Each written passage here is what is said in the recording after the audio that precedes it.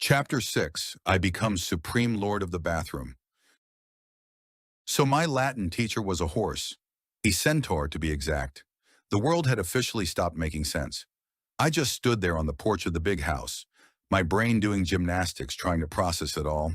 Chiron, the person I knew as Mr. Brunner, smiled patiently, as if he was used to kids' brains short-circuiting in his presence. He explained that he'd been a trainer of heroes for thousands of years. Heracles, Achilles, Jason, you name a famous Greek hero, and Chiron probably taught them how to not get killed on their first quest. My head was spinning. Mr. D, the grumpy god in the Hawaiian shirt, just looked bored and told Chiron to get on with it, complaining that my presence was messing up his pinochle game.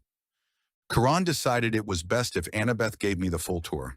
She looked less than thrilled, but she agreed, grabbing my arm and pulling me off the porch. "Come on, new kid," she said.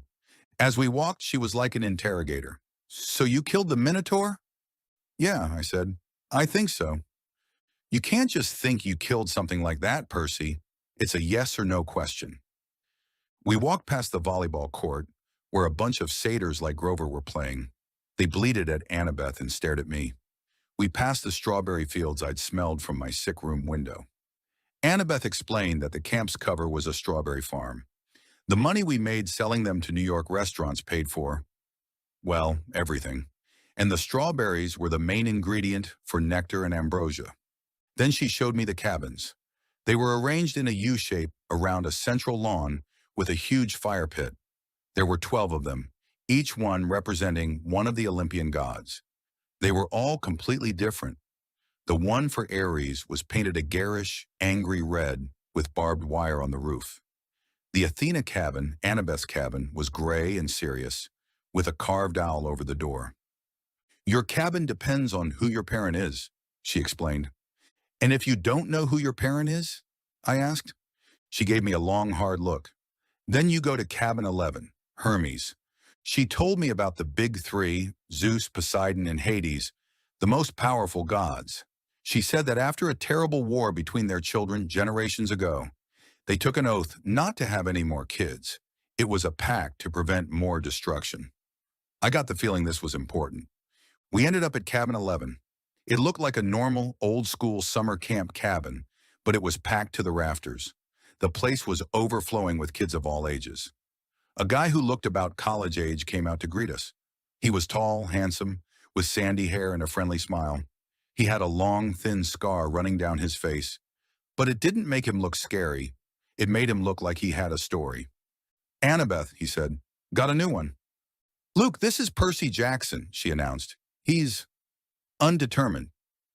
Luke smiled at me, a genuine, welcoming smile that made me feel instantly at ease. "Welcome, Percy. I'm Luke, counselor for the Hermes cabin. We take in all newcomers, all the travelers. Anyone who doesn't have a place to go, you've got one here until you're claimed." He showed me to a crowded corner of the floor where I could unroll a sleeping bag. For the first time, I didn't feel like a complete freak. I just felt like another lost kid. But that feeling didn't last long. After I dropped my stuff, which was just the Minotaur horn, Annabeth was about to show me the dining pavilion when a group of kids blocked our path. They were big, mean-looking, and they smelled like old gym socks. In the lead was a girl who was even bigger and tougher than the boys. She had stringy brown hair and a permanent sneer plastered on her face. "Well, well," the girl sneered. "A new punk." "Clarice," Annabeth sighed like this was a daily annoyance. "Why don't you go polish your spear or something?" "We were just about to give the new kid his welcoming tour," Clarice said, cracking her knuckles. "Right to the toilets." Her friends laughed. Annabeth tried to step in, but they shoved her aside. Clarice grabbed me by the neck of my t-shirt. "Gonna give you a swirly, punk. Welcome to Camp Half-Blood." She started dragging me towards the bathroom block. I struggled, but she was impossibly strong.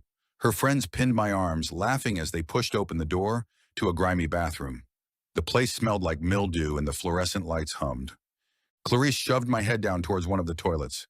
"Say hello to the porcelain god for me."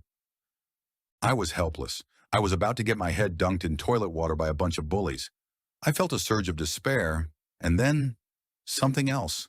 The same feeling I'd had at the museum fountain with Nancy Bobbitt.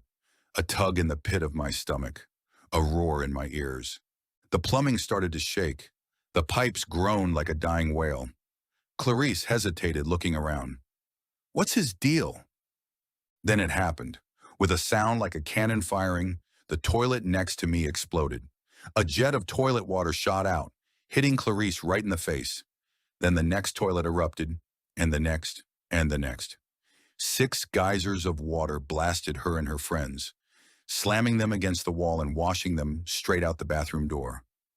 When the water shut off, it was quiet. Clarice and her gang were sprawled on the muddy ground outside, soaked and sputtering. But me, I was standing in the middle of the flooded bathroom, and I was completely, 100% bone dry. I hadn't even been splashed. I walked out feeling dizzy. Annabeth was standing there staring at me with an expression of pure shock. Her stormy gray eyes were wide with a dawning realization. "How did you—" she started, then stopped. She looked from me to the drenched bullies and back to me. A slow smile spread across her face. "I want you on my team for Capture the Flag," she said.